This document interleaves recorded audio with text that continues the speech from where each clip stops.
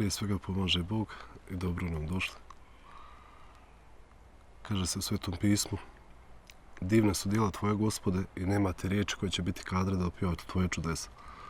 To jeste da bez Boga nema ništa, a ujedno ono što je Gospod Bog sazdao da nikad ne ide u zaborav. Danas sam presrećen evo na ovaj veliki praznik usjekovanja Svetog Jovana Krstitelja, kada možemo da se sjetimo našeg čuvenog Miroslava Čangalovića. Nalazimo se u Glamuču, u njegovom rodnom mjestu gdje je on rođen, kako pjesma kaže, na brdovitom Balkanu. Tada kraljevina Srba, Hrvata i Slovenaca, vladavina Karađorđevića, gdje je on 3. februara po tim pisanim tragovima 1921. godine rođen baš ovdje u parohijskom domu gdje ja danas službujem. Možda malo ko zna, ali njegov otac pokojni službovao je ovdje u Glamuču u tom burnom vremenu gdje po njegovom rođenju njegova majka se Anastasija upokojila. Mislim da je to ostavilo dosta traga na njega. Vjerujem da je njegovo prvo pjevačko obrazovanje nije bilo samo u školovanju, nego upravo ovdje u sveštenike, uz naše ljute krajišnike, sa njihovim glasovima i s njihovom krajiškom pjesmom, upravo sazreo u tom muzičkom obrazovanju, gdje je naravno kasnije to doškolavao i da se nije trudio i bez Božjeg blagoslova ne bi bio ono što jeste, jedan najjači, najbolji, najčuveniji bas, odnosno bariton, našeg tada jugoslovenskog pjevačkog društva. Njegov otac, blažene uspomene na njega, je službovao u Glamuču, međutim, u ranom njegovom djetinjstvu, kada je Miroslav imao 9 godina, on se upokojio. 1921. dolazi smjena Karađorđevića, znači po upokojenju kralja Petra I. Dolazi na prestol njegov sin, Aleksandar Karađorđević, a neposredno poslije toga oni se Čangalovići iz Glamuča sele u Valjevo.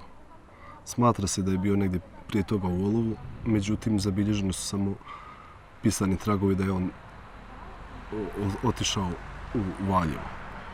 Kažu tamo da je iza dlaku izbjegao smrt kada su Stevana Filipovića vješali, da je on lično prisustvovao tome i kako kaže da ga nije pogodilo to sve, tragedije roditelja, tragedije prijatelja, nego upravo po Božjoj promisli da je lomio volju za život, volju za budućnost, gdje on zaista poslije toga odlazi i postaje ono što jeste.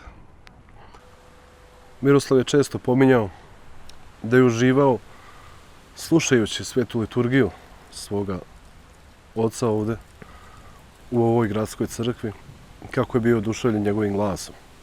To ga je nosilo zaista, ali ne samo njega, po uzoru na njega i ja sam sveštenički sin koji je rođen ovdje, koji je otišao u svijet na školovanje i po završetku svojih studija javila mi se želja da se ja vratim u rodni kraj.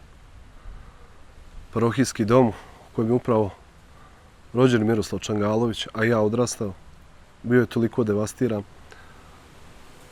da sam neizmjerno želeo da svu svoju snagu i ljubav usmjerim kako da ga renoviramo, da obnovimo i da na kraju stavimo ime Miroslava Čangalovića kao našeg ne samo operskog pjevača, nego i našeg, poput Sveti otaca, besednika i ravnoapostolnik koji je širio vjeru našu pravoslavnu i često posjećivao i dolazio naše krajeve i, kako kaže, svoj rodni Glamuč, da se sjeti djetinjstva, zvjezdanog neba, čudesnih oblaka i zore koje kažu da je ovdje prelijepa.